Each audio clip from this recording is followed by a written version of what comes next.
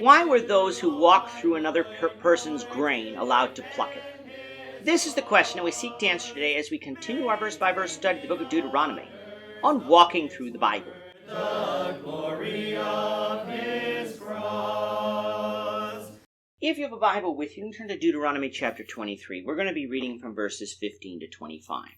If you don't have a Bible, don't worry. Just follow along with us on the screen. The version that we'll be reading from is the New King James Version. So Deuteronomy 23, beginning of verse 15.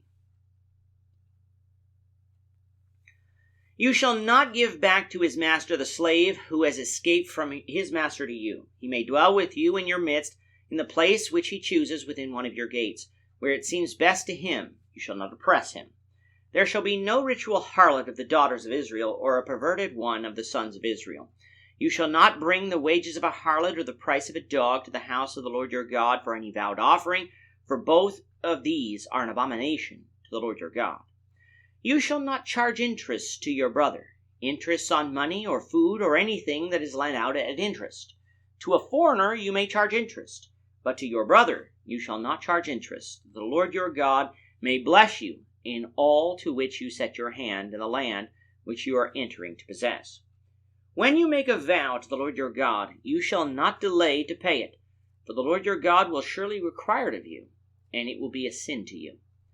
But if you abstain from vowing, it shall not be sin to you. That which is gone from your lips you shall keep and perform, for you voluntarily vowed to the Lord your God what you have promised with your mouth. When you come into your neighbor's vineyard, you may eat your fill of grapes at your pleasure, but you shall not put any in your container. When you come into your neighbor's standing grain, you may pluck the heads with your hand, but you shall not use a sickle on your neighbor's standing grain.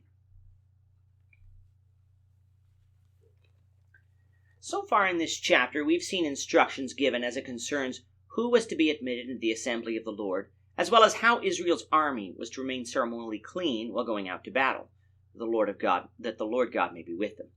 Coming to verses 15 to 25, we get general instructions about a variety of different topics.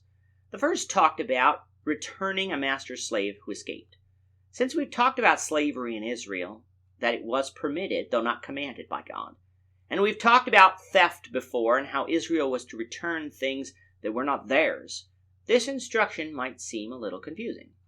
From the context, though, it is evident that what we're talking about here is foreign slaves, or slaves of foreigners, that have escaped the brutal treatment of their masters. How do we come to this conclusion? Because of the language used. Verse 16 says that the slave was to be able to dwell in the midst of your gates.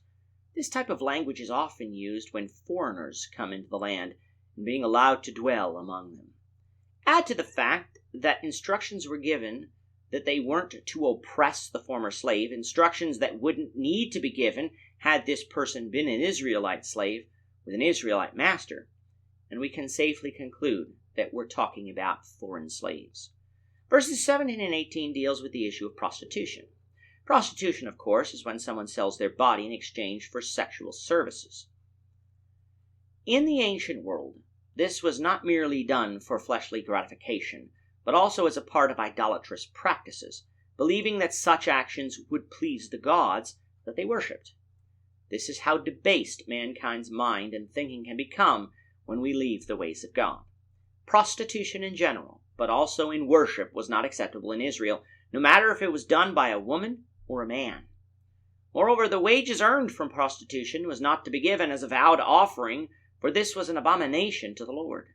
This shows us that God doesn't desire us to sin, yes, but he also doesn't want the proceeds from our sin then to be given to him, as though they were given because of honest work.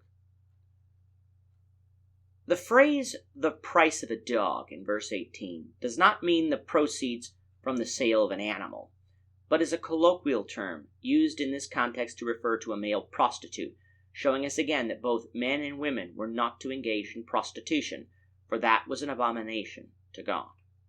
Verses 19 and 20 talks about the charging of interest. What we find here is that Israel could charge interest on loans of money or food to foreigners, but they could not do so to their brethren in Israel. Now Israel didn't always keep this law, which of course angered God, but it was meant to protect the poor from being gouged by the rich, and also to draw Israel closer together as a people by showing kindness towards a brother. Verses 21 to 23 deals with vows.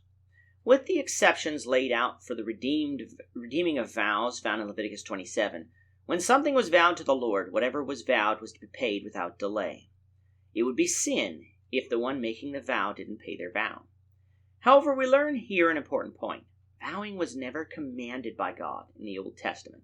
Tithing was, but that is not a vow. A vow was voluntary and went above and beyond what God commanded.